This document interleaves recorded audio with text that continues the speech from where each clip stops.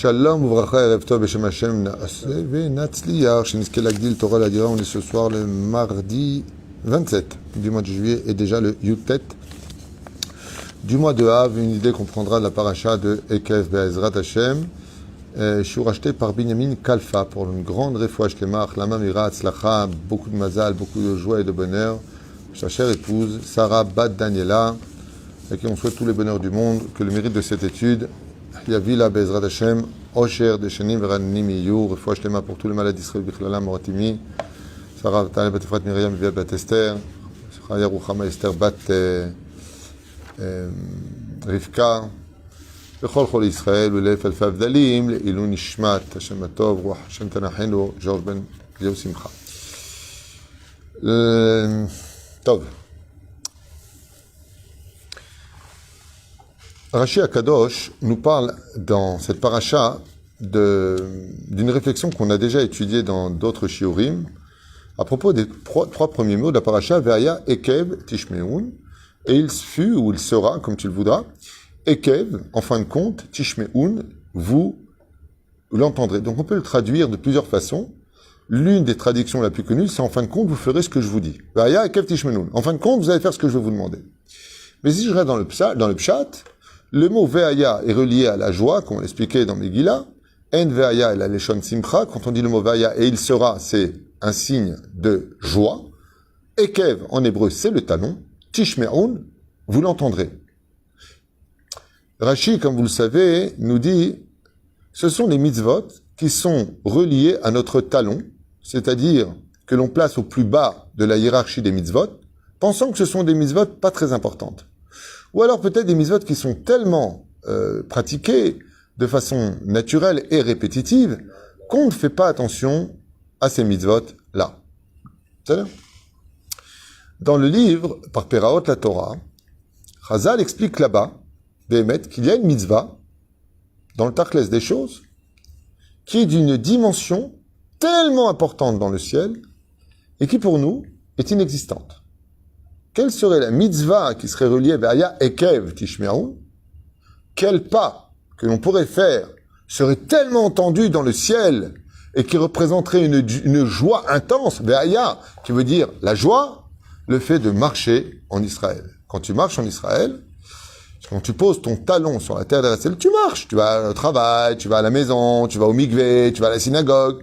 Ve'aya Ekev Tishmeun, chaque fois que ton talon se pose sur la terre d'Israël, tu crées un ange. Comme ça, c'est marqué dans le livre par Peraot la Torah. Ve'aya Ekev Tishmeun, viendra un moment dans la vie, quand tu partiras de ce monde, tu vas entendre parler de quoi? Tu te rends compte, ce juif-là, il a marché sur la terre d'Israël. Les gens, ils rêveraient de marcher sur la Lune, sur la planète Mars ou sur Vénus. Nous, notre but, c'est de marcher que dans une seule terre, qui est pour nous une mitzvah. Ve'aya Ekev, quand tu poseras ton Ekev Tishmeun. La Gemara, dans Ketubot Kuf Yud Aleph, le dit explicitement. Si tu veux savoir à quel point c'est grand de marcher en Israël, si tu veux relater un petit peu de quoi est-ce que l'on parle, pour avoir le monde futur, il faut faire des très grandes mitzvot. Et pourtant, la Gemara nous dit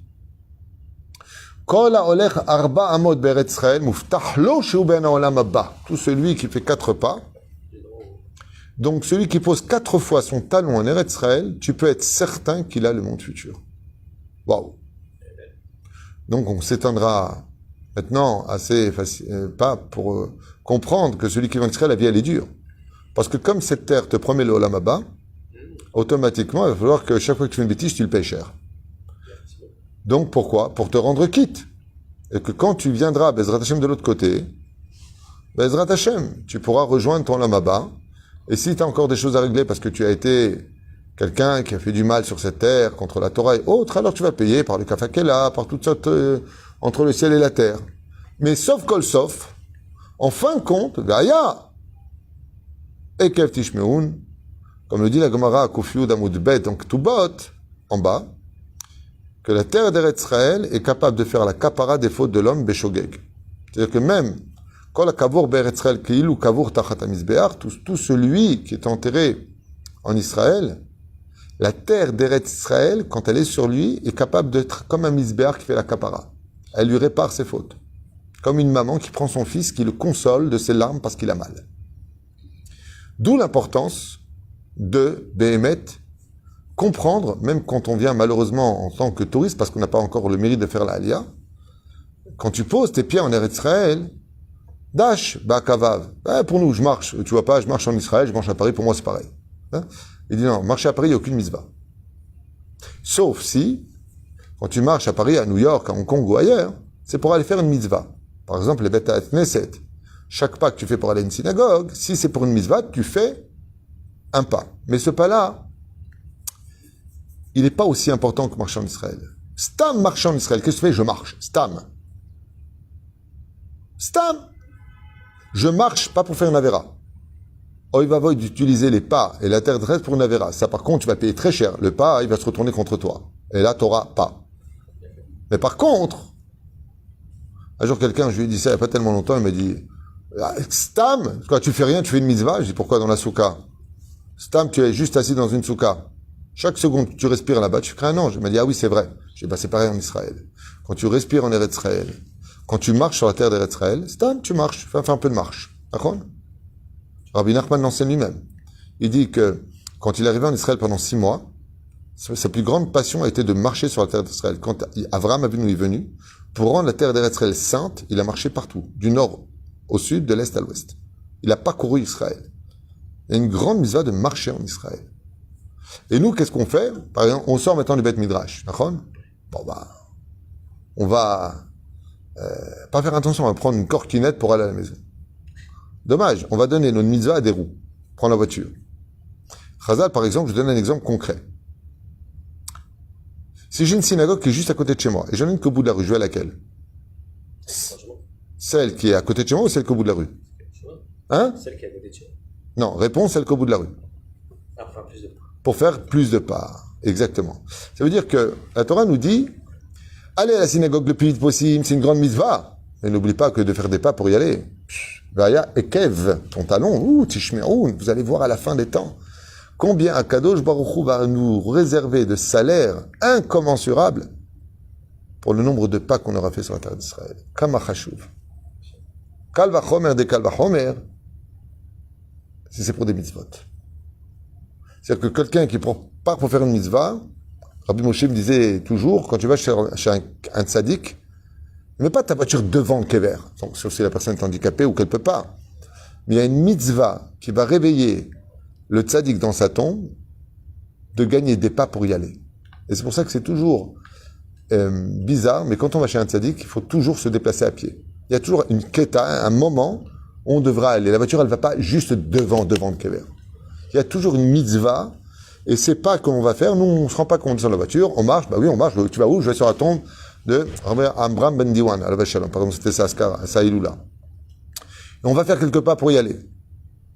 Nous, quand on y va, on regarde pas 1 pas, 2 pas, 3 pas.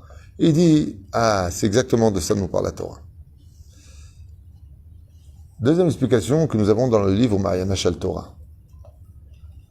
Il y a des choses, Béhémet, qui, à force d'être répétées, n'ont pas beaucoup d'estime à nos yeux.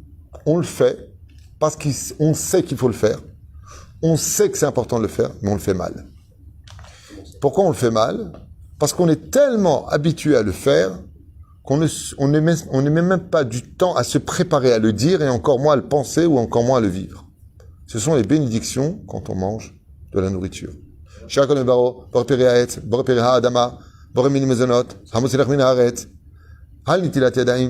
Tout ce que l'on fait, c'est tellement répétitif, tellement banal à nos yeux.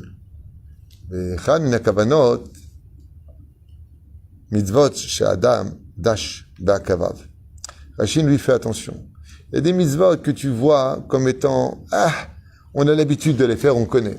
Il te dit, c'est dafka dans ces mitzvot-là que se trouve un salaire chez Lo Alecha Ladat Masrar Mitzvah. Tu ne te rends même pas compte. Combien le Zohar HaKadosh rapporte de mérite, vante les extraordinaires lumières qu'un homme allume dans les mondes supérieurs quand il fait une bénédiction sur un fruit, sur un légume, sur un gâteau. Kama Chashuv, combien il est important de prendre son temps pour une bénédiction. Et nous, c'est pas ce qu'on fait.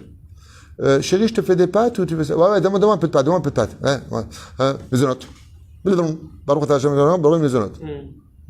Non, il dit au contraire, le plat de pâtes, si tu voyais ce qu'il y a dedans, et c'est ce qu'on va étudier tout de suite, qu'est-ce qu'il y aurait dans des pâtes? Qu'est-ce qu'il y aurait dans du pain? Qu'est-ce qu'il y aurait dans une pomme de Boré Péré à Etz? Vous allez entendre quelque chose d'extraordinaire et vraiment partager aussi ce chiour. Bémet, partagez-le parce qu'il est grandiose. Regardez ce que nous disent les Chachamim. Davar nifla v'nisgav. Quelque chose de merveilleux. Dans la paracha de Ekev, il y a marqué, dans le chapitre 8, verset 3, Ki lo al alechem levado yichya adam. Ce n'est pas que sur le pain que vivra l'homme. Car al kol motza pi Hashem yichya adam. Mais sur ce qu'il sortira de sa bouche, le nom de Dieu, vivra l'homme. En d'autres termes, ce n'est pas ce que tu consommes qui te fait vraiment vivre, mais le fait d'y déposer le nom de Dieu dessus. Et à quel moment, Bémet, on dépose le nom de Dieu sur la nourriture? Baruch ata Hashem.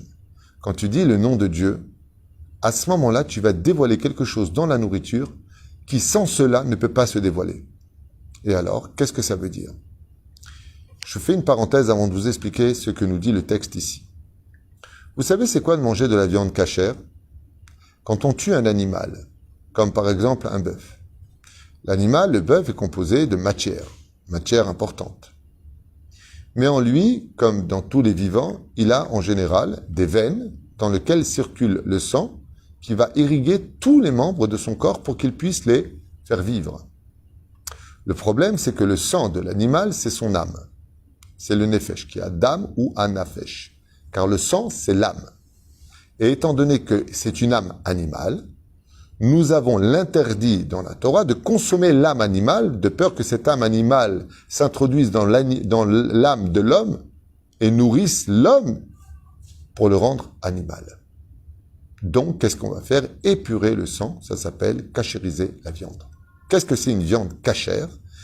C'est pas simplement les 5 simanim, les 5 signes que l'on fait dans la shrita. C'est pas simplement vérifier que les poumons soient halak, glad, c'est-à-dire lisses, qui démontre bien que l'animal aurait pu vivre 12 mois après sa shrita, mais c'est aussi l'épurer de son sang. Car consommer le sang de l'animal équivaut à boire ou à consommer l'âme de l'animal. Et comme vous le savez, un homme qui ne mange plus du tout, ne se nourrit plus, finit par mourir. Donc il y a un besoin pour l'être humain de vivre en se nourrissant. On ne peut pas vivre sans nourriture. À part Moshe Rabbeinu, 40 jours et 40 nuits, mais de façon générale, au bout d'un certain temps, l'homme meurt. Donc, nous vivons par le biais de la nourriture. Cette nourriture doit être absolument saine pour nous. D'où le fait que dans la paracha de Shemini et autres, la Torah revient non-stop nous rappeler, faites très attention, ça c'est une abomination, c'est pas cachère, faut pas consommer. Parce que si vous les consommez, ils ne sont pas cachérisables, comme l'huître, les fruits de mer, le porc et d'autres animaux. Ils ne sont pas cachérisables, ce qui fait qu'en les consommant, l'animal s'introduit dans ton âme d'humain et tu deviens animal toi-même. Ce qui fait que quand tu pars de ce monde, si tu n'as pas fait de tchouva et tu t'es pas débarrassé de toute cette impureté qui est en toi, eh bien ce n'est plus un humain qui apparaît dans le ciel, c'est une espèce de limace qui est devenu complètement abruti parce qu'il faut savoir, comme le dit la Gemara, que le fait de ne pas manger cachère abrutit le cœur de l'homme. Mais taref auto. C'est pour ça qu'on dit d'ailleurs taref, mazé taref, impur à la consommation, le nom tirouf, qui veut dire devenir fou, même si c'est pas vraiment les mêmes lettres, mais c'est dans ce sens que la Gemara nous dit. Mais la reine, qu'est-ce que c'est manger cachère? C'est prendre, une fois qu'on a notre morceau de viande qui est halak, le mettre dans le sel, dans l'eau, demi-heure, 1 heure, pour que le sel devienne comme une éponge à extirper le sang de la matière et que nous ne consommions que la matière.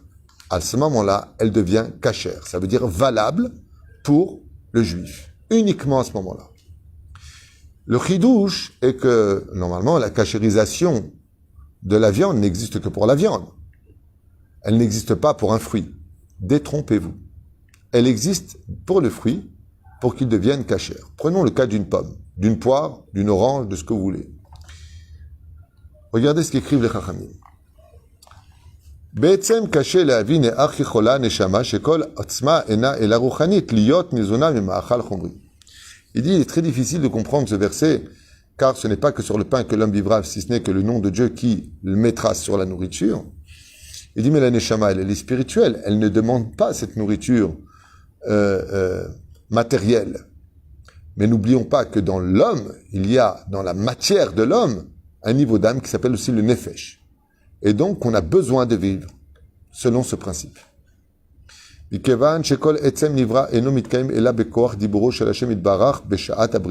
là, écoutez bien ce chidouche. Comment Dieu il a créé le monde, disent les chachamim ici? Par 10 paroles. Le monde a été créé par la parole, la matière, les univers. Comment tout ça s'est créé? Il n'y a pas quelque chose de plus fort au monde que la force de la parole. Dieu a créé le monde par la parole. Ba'asara ma'amarot nivra olam.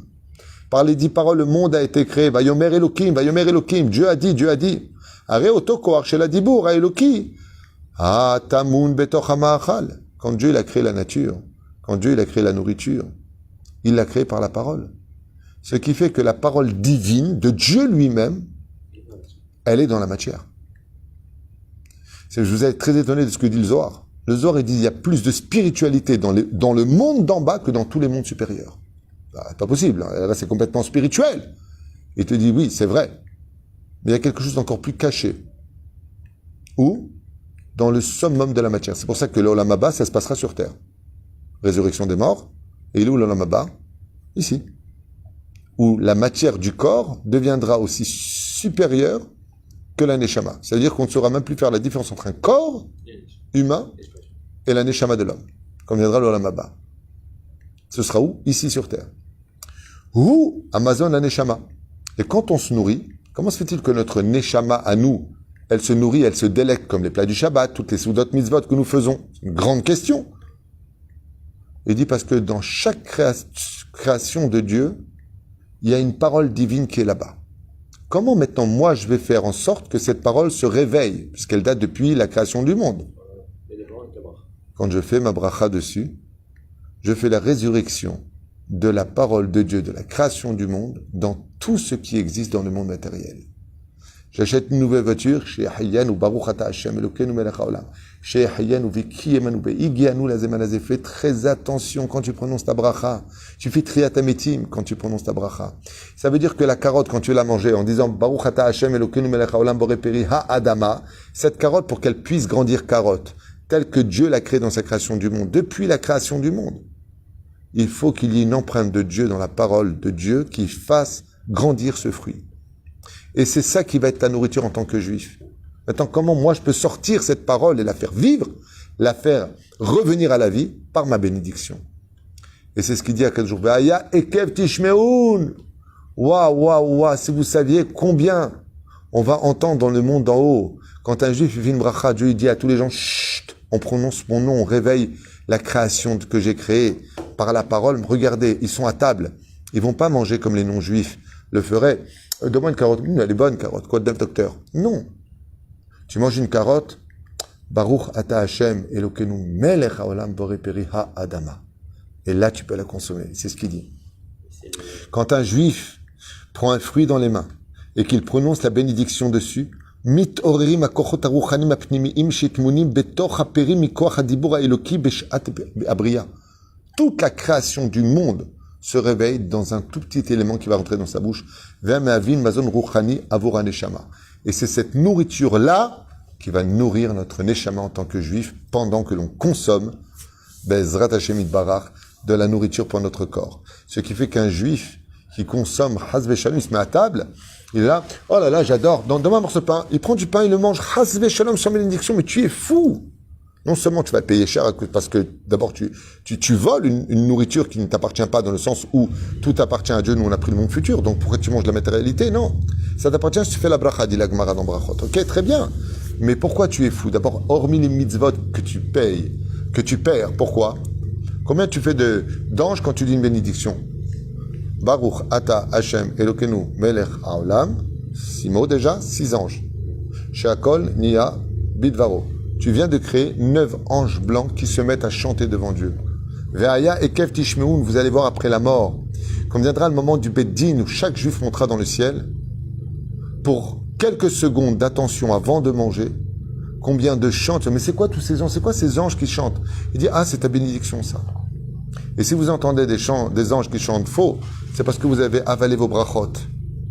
Plus votre bracha est belle et plus ces anges chantent dans le ciel. Et ça, vous l'entendez. À fin de compte, tu verras. Quand tu vas entendre, tu vas tomber par terre. Tishme'oun. Tu vas réaliser que, hormis tout ce qu'on vient de dire, tout comme une viande qui n'a pas été cachérisée nous est interdite, si tu n'as pas fait la bracha sur ton fruit, ton légume, ton mésonote, ton gâteau, eh bien, quelque part, tu manges ta ref. Tu n'as pas cachérisé la spiritualité qui était dans cet élément.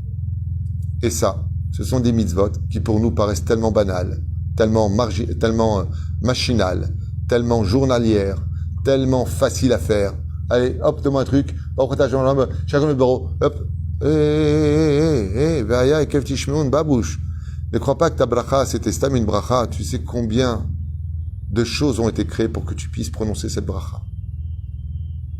La reine Adam Yizaher Meod, et il fera tout, Be'ezrat Hashem, pour cachériser chacune de ses nourritures par le processus de la halakha, s'il s'agit de viande ou d'autres choses, mais qu'il sache qu'il y a aussi une façon de cachériser qui est obligatoire et non pas facultatif. C'est que quand tu viens pour manger ce que tu as à manger, prends bien ton temps pour dire la bénédiction.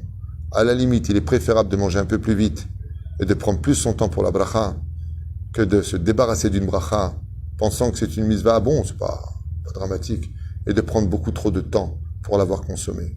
Le mieux, prends le temps pour les deux. Comme c'est marqué, prie bien, mange bien, étudie bien, sois quelqu'un de bien. Car un juif, il est miprinat tov. Qu'il est car tov natati lachem torati al ta'azovo. Bracha v'atzlacha, et que Bezrat Hashem, ce petit enseignement, devienne un grand soleil dans la vie de chacun de nous, et qu'on fasse une grande teshuva pour ce qu'on n'a pas fait avant, et qu'à partir de maintenant, Behemet Sheniske, Mikol Alev, de prendre notre temps pour dire les bénédictions avec amour, sourire, joie et enthousiasme, parce que Behemet, ces sons de cloche qui sortent de notre bouche, non seulement elles réveillent la création de Dieu à l'intérieur de la nourriture dans les temps de tous les siècles qui les accompagneront, mais en plus de cela, vous verrez combien ces anges seront beaux le jour de votre départ à chanter pour vous. Vayakev Tishmeun. Là, vous entendrez le son qui est sorti si banalement de votre bouche pour devenir une éternité de louanges pour vous remercier. J'ai une question. Ken. On voit que par rapport à ce que vous dites, par rapport le sachar de la mitzvah, Ken. et celui qui répond Amen.